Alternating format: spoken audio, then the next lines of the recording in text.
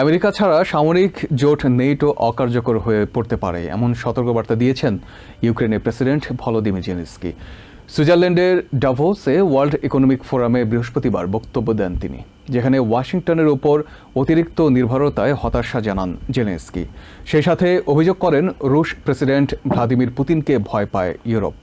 ভাষণ শেষে তিনি বলেন, একমাত্র প্রেসিডেন্ট ডোনাল্ড ট্রাম্পই পারেন রুশ প্রেসিডেন্টকে থামাতে।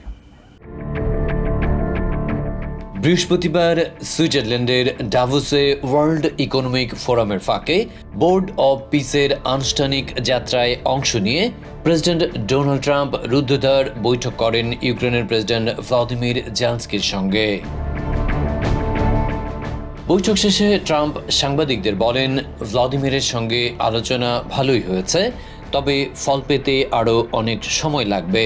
তিনি জানান, যেভাবে রক্তক্ষয়ী সংঘর্ষ চলছে এটা অব্যাহত থাকতে দেয়া যায় না।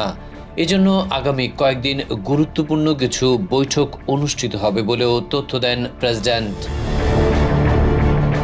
অন্যদিকে এই আলোচনার আগে ডাভোসের বার্ষিক সম্মেলনে বিস্ফোরক এক বক্তব্য দিয়ে আসেন জেলেনস্কি।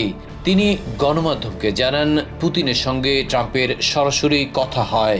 তাছাড়া বাস্তবতা হচ্ছে, রাশিয়ার চেয়ে আমেরিকা সামরিক দিক দিয়ে অনেক শক্তিশালী, ফলে ওয়াশিংটন চাপ দিলে মস্কো মেনে নিতে বাধ্য হবে।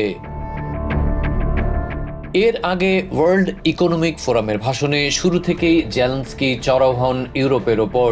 বলেন, গত বছরও তিনি এই ফোরামে এই মহাদেশটিকে স্বনির্ভর হওয়ার পরামর্শ দিয়েছিলেন, কিন্তু কোনো কাজ হয়নি। নিজস্ব সেনাবাহিনী গড়ে তুলতে পারছে না ইউরোপ। জেলেনস্কি বলেন, গোটা বিশ্ব গ্রিনল্যান্ড নিয়ে চিন্তিত, কিন্তু কিভাবে এই সমস্যার সমাধান হবে তা নিয়ে কারো যেন কোনো মাথা ব্যথা নেই।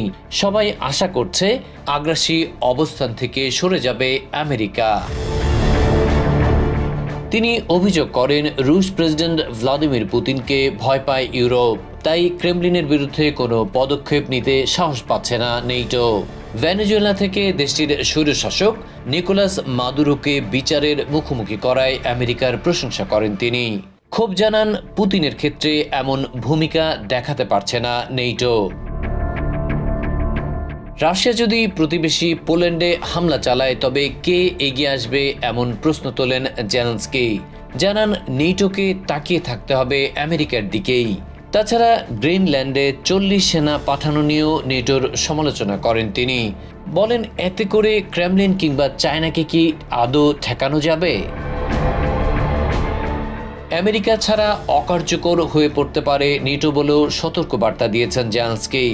ওয়াশিংটনের উপর অতিরিক্ত এই নির্ভরতায় হতাশা জানান তিনি। বলেন, যে কোনো শত্রুকে মোকাবেলায় সামর্থ্য অর্জন করতে হবে ইউরোপকে। বুদ্ধিবৃত্তিক আলোচনার পর আলোচনা দিয়ে যুদ্ধ শেষ করা যায় না বলেও হতাশা প্রকাশ করেন তিনি। এদিকে ট্রাম্পের বিশেষ দূত স্টিভ উইটকভ ডাভোস থেকে মস্কো পৌঁছেছেন। সেখানে পুতিনের সঙ্গে তার বৈঠকের খবর দিয়েছে রাশিয়ার রাষ্ট্রীয় টিভি RIA। ওদিকে শুক্রবার ইউনাইটেড আরব আমিরাতে আমেরিকা ও রুশ প্রতিনিধি দলের সঙ্গে বৈঠকের উদ্দেশ্যে রওনা হয়ে গেছে ইউক্রেনের প্রতিনিধিরা বলে জানিয়েছেন Zelensky. Adib Mohammad, TVN24 news desk.